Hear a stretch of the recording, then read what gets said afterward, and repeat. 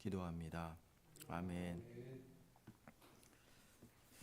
오늘 우리에게 주실 하나님의 말씀은 요한복음 10장 22절에서 30절까지 말씀입니다. 요한복음 10장 22절에서 30절까지 말씀입니다. 함께 교독하도록 하겠습니다. 하나님의 말씀입니다. 예루살렘의 수전절이 이르니 때는 겨울이라. 예수께서 성전 안 솔로몬 행각에서 거니시니 유대인들이 애워싸고 이르되 당신이 언제까지나 우리 마음을 의혹하게 하려 하나이까.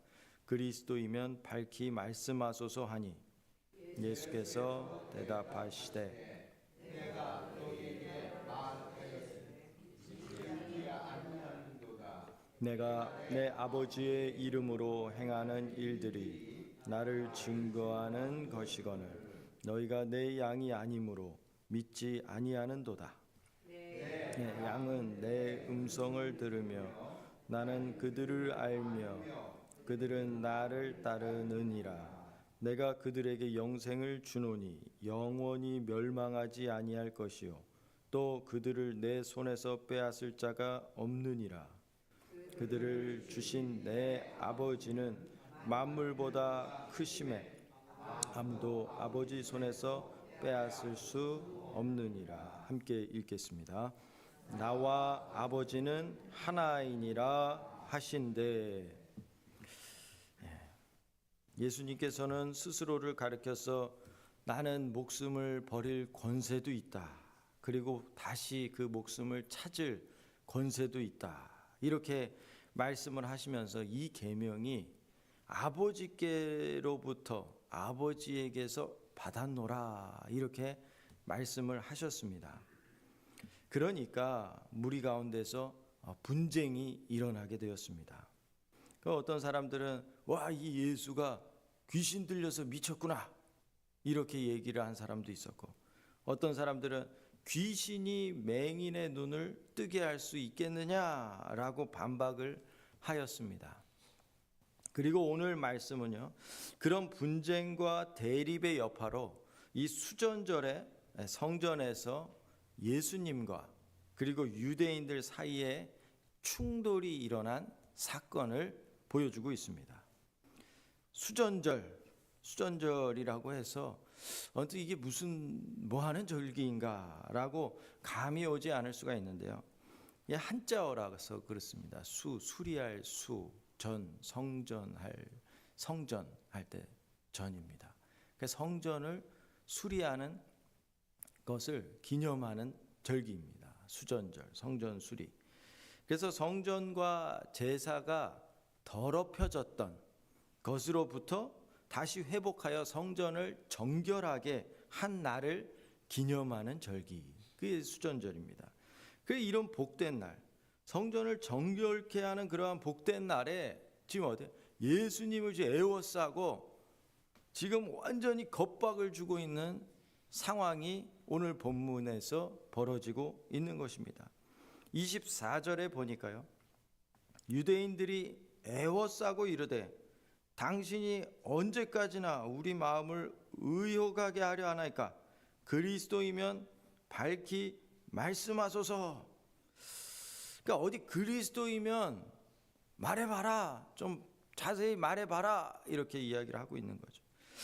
그런데 사실 예수님께서는요, 스스로를 그리스도라, 메시아라 이 주장한 사실에 대해서 당시 많은 사람들이 다 알고 있었습니다.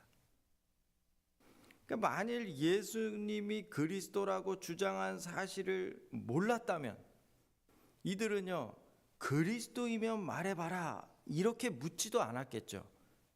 너는 누구냐 이렇게 물었겠죠. 그런데 그리스도이면 말해봐라. 그러니까 그리스도라는 말을 사용해서 지금 묻고 있다는 것입니다. 그러니까 분명하게 그리스도라는 사실을 몰랐으면 그렇게 묻지도 않았다는 것이겠죠. 그래서 이들은요, 전해들은 그런 소리 소문, 그리스도에 대한 얘기들을 알고 있었습니다.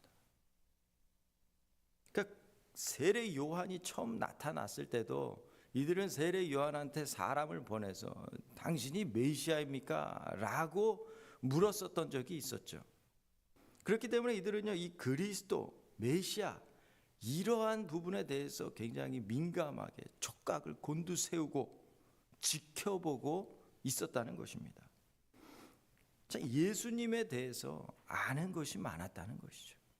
그런데 예수님에 대해서 아는 것이 많다고, 지식이 많다고 예수님을 어느 날 갑자기 메시아구나 이렇게 보고 그러지는 않는다는 것입니다. 예수님은 이 문제의 핵심을 잘 지적하고 계십니다. 단순히 바른 정보와 지식이 있다고 해서 해결될 문제가 아니고, 너희가 나를 믿지 아니하도다.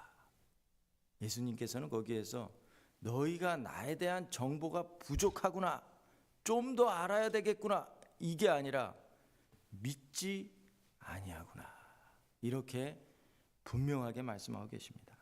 그러니까 메시아로 받아들이지 않고는 나를 맡기는, 나를 예수님께 맡기는 믿음이 있어야 된다는 것을 말씀하고 있다는 것이죠. 여러분, 믿지 않는 사람하고 논쟁을 해보셨습니까? 믿지 않는 사람하고 논쟁을 해서 그 사람을 설복시키면 어떻게 될까요? 더 센 사람을 데려옵니다.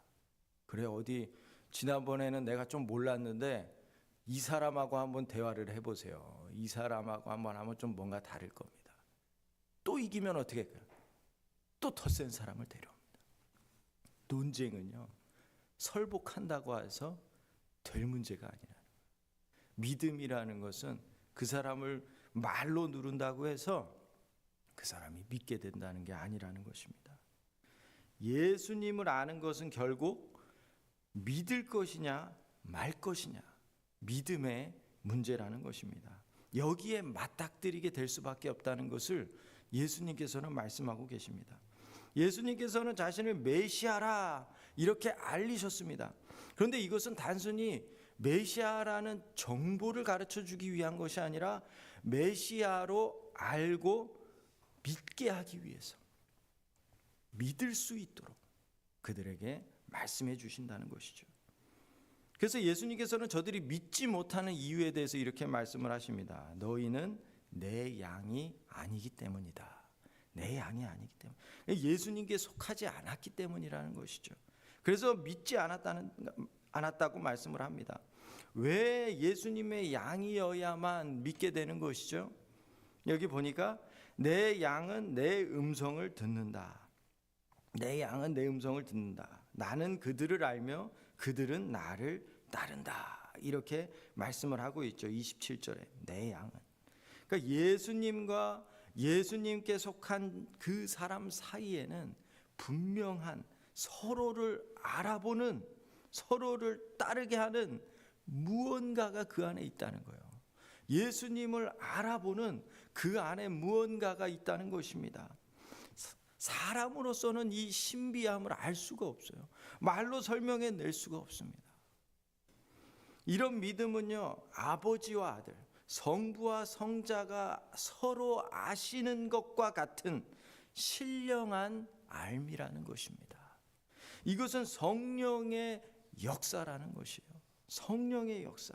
어떤 외부적인 요소나 어떤 정보나 지식을 얻어서 증명이 되어서 그래서 내가 이것을 판단할 수 있겠구나 라는 것으로 판단이 되는 것이 아니라, 믿음이라는 것은 그 뿌리를 계속 거슬러 올라가 보면은요, 내가 그리스도께 속한 자라는 특별한 관계, 이 관계에서 시작이 된다는 것을 말한다는 것입니다.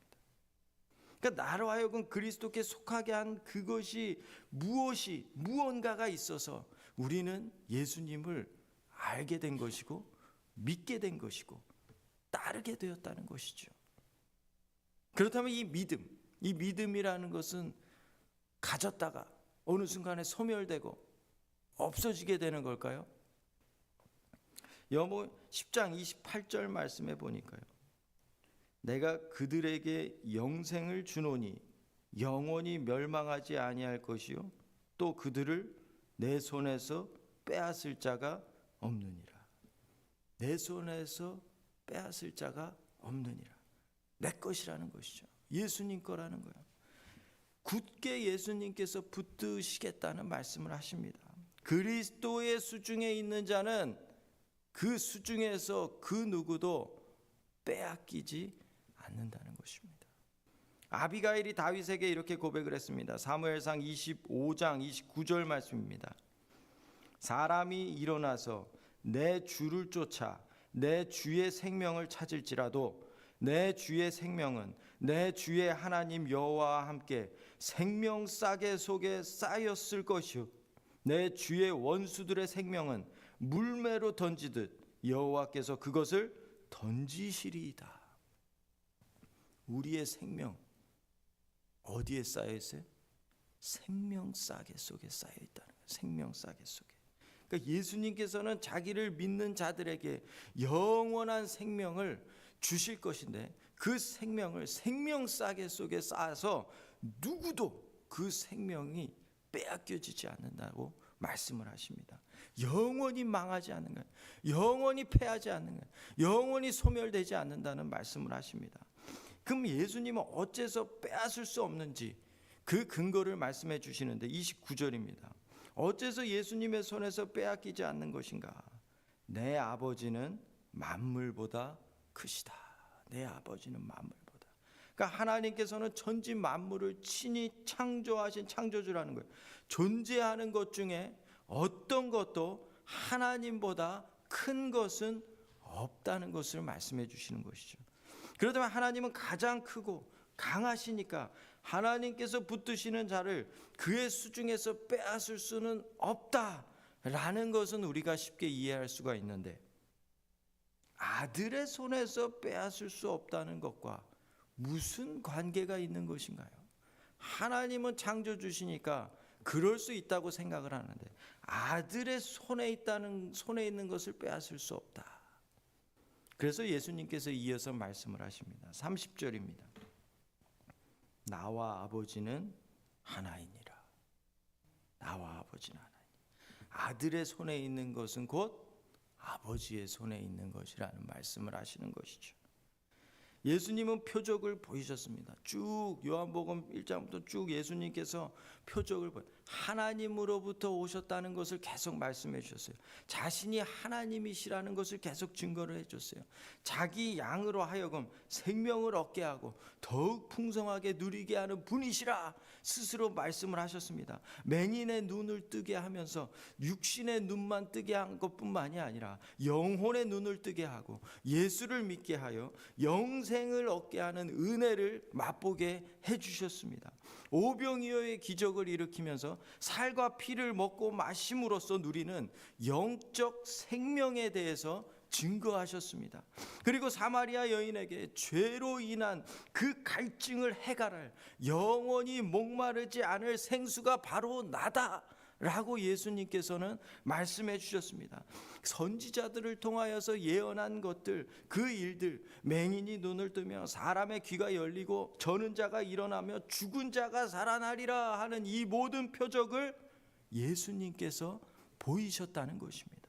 예수님은 바로 이 하나님의 일을 보이셨다는 것이지요. 그래서 오늘 말씀을 보면은요, 아는 지식이 많아서 그 지식을 가지고 예수님의 말씀에 대적을 하는 그러한 사람들, 그리고 결국에는 예수님을 돌로 쳐 죽이려고까지 하는 그러한 상황을 보게 됩니다. 우리도 이 땅을 살아가면서 가정 안에서 믿지 않는 가족들과 대화를 할 때 그러한 경험을 할 수가 있죠. 왜 이렇게 답답하고 왜 이렇게 말이 통하지 않는 것인가? 직장에서 믿지 않는 사람들과 일을 해나갈 때 왜 이 사람들은 이렇게 불공정하게, 불공평하게 이렇게 일을 하는 것인가? 교회에서 섬김을 하거나 오이코스 모임을 할 때 왜 이 사람이 왜 우리 모임에 와서 이렇게 회방을 놓는가? 나는 이렇게 섬김의 마음을 가지고 섬김을 해나가는데 왜 이 섬김은 기쁨이 되지 않는 것인가? 우리는요, 지식과 경험을 가지고 도전하는 그러한 영혼들을 만나기도 합니다. 그리고 어찌할 수 없는 그런 물리적이고 환경적인 어려움에 봉착하기도 합니다. 타협하지 않을 수 없을 것 같은 그러한 난관을 만나기도 한다는 것이죠. 여러분, 예수님은 그렇다면 왜 우리로 하여금 복음으로 살아야 돼 이렇게 말씀을 하고 있는 것인가요? 왜 이렇게 어려운 복음으로 사는 삶을 살라고 하시는 것일까요? 복음을 전하며 모든 민족을 제자를 삼으라. 왜 우리에게 이런 명령을 하시는 것일까요?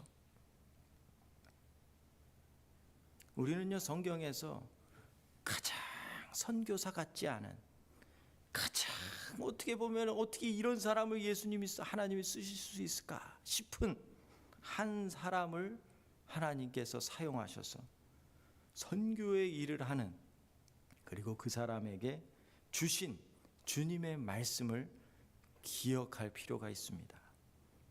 요나서 4장 10절에서 11절 말씀입니다.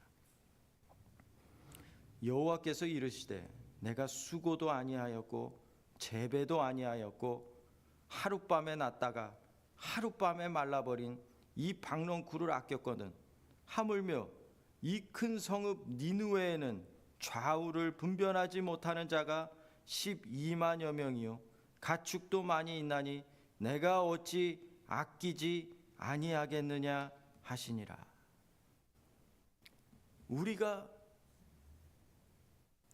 갖고 있는 이 생명 거저 얻었어요.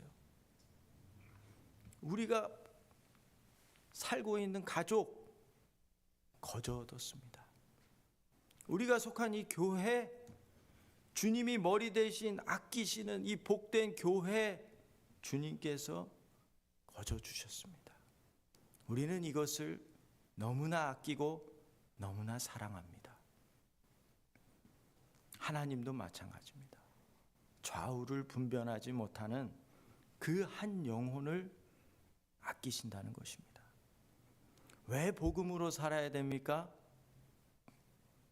주님이 그렇게 우리를 아끼셨기 때문입니다. 왜 복음으로 살아야 됩니까? 주님이 그 영혼을 위해서 독생자를 아낌없이 내주셨기 때문입니다. 우리가 섬기고 봉사하고 전도하고 오이코스 모임을 하는 이유는요, 한 영혼을 위해서라는 것입니다. 하나님이 그 한 영혼을 사랑하시기 때문입니다. 한 영혼을 사랑하고 품는 것 어렵습니다. 쉽지 않습니다. 그래서 우리가 구해야 되는 것이죠. 주님, 복음은 지식을 축적하는 것이 아니라 복음을 가지고 사는 것임을 믿습니다. 예수님께서 그렇게 하셨고 하나님께서 말씀으로 그렇게 해주셨습니다. 하나님, 한 영혼을 품는 그 마음을 주옵소서. 그 마음이 없습니다. 요나와 같이 저 박농쿨은 너무나 사랑하는데 저 영혼에 대한 마음이 없습니다. 하나님, 저 마음을 좀 주십시오. 하나님이 그렇게 한 영혼을 사랑해서 나까지도 구원해 주셨는데 하나님, 그 마음이 없습니다. 하나님, 그 마음을 허락해 주십시오. 우리가 그렇게 하나님 앞에 기도해야 되지 않겠습니까? 오늘도 하나님, 주님의 마음을 주옵소서.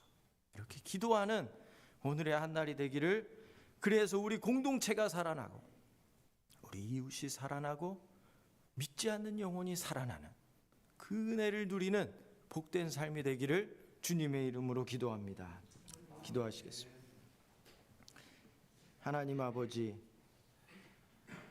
복음을 주셨습니다. 은혜를 주셨습니다. 아들과도 바꿀 수 없는 그 생명, 하나님, 그 생명을 하나님께서 주셨습니다. 하나님, 그 생명을 가지고 우리가 살아가는 동안 우리가 어떻게 주님이 주신 이 생명을 살아가야 되겠습니까? 하나님 은혜를 주옵소서. 잘 되지 않습니다. 마음이 일어나지 않습니다. 답답할 때도 있습니다. 하나님 붙들어 주옵소서. 함께하여 주옵소서. 은혜를 구합니다. 주님 앞에 무릎 꿇을 때 하나님이 풍성한 은혜로 주시는 것임을 믿습니다. 하나님 함께하여 주옵소서. 감사드렸고 살아계신 예수님 이름으로 기도합니다. 아멘. 기도하시다가 돌아가겠습니다.